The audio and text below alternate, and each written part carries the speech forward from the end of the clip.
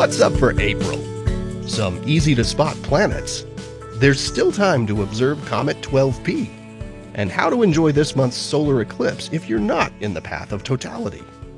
For several days in the first half of April, early risers can watch Mars and Saturn rising together in the morning.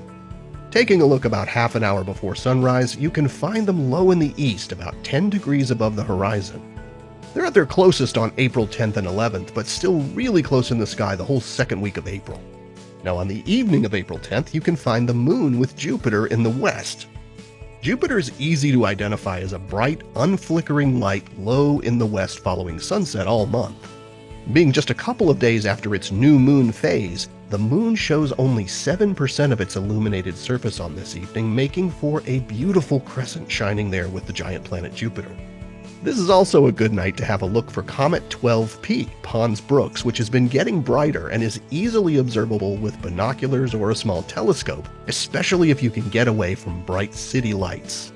The comet will be just beneath the moon and just right of Jupiter, but you'll have to be quick as it drops below 10 degrees elevation an hour after sunset and then sets an hour later, so you'll want a clear view toward the horizon and be looking for it as twilight ends. If you want to catch this comet, do it soon, because it will be too close to the sun in the sky to be observable after mid-April, and later, when it makes its closest approach to Earth, it will be on its way outward from the sun and growing fainter. There's a total solar eclipse on the way, and it's kind of a big deal. We've been really fortunate to have two total eclipses visible across a wide swath of the US recently, first in 2017 and now on April 8, 2024. The next time such an eclipse will cross the states is 21 years from now.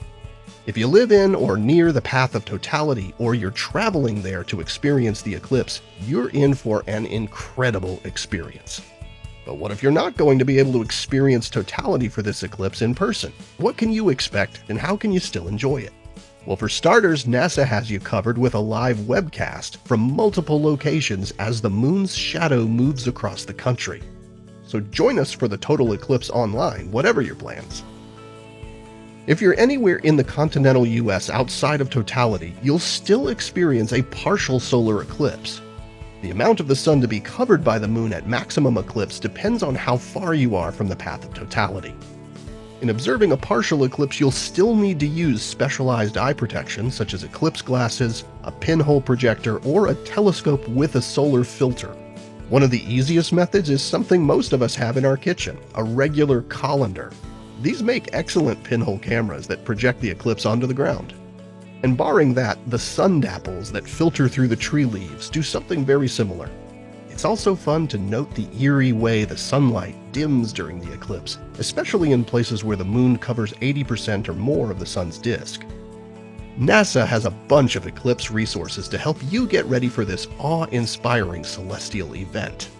There's info on safe viewing, citizen science opportunities, and you'll even find our Eclipse Explorer, where you can find eclipse details for your specific zip code. From wherever you're observing, solar eclipses are remarkable events. So observe safely and join our live webcast, because it's an event you surely don't want to miss. Here are the phases of the moon for April. Stay up to date on NASA's missions exploring the solar system and beyond at science.nasa.gov.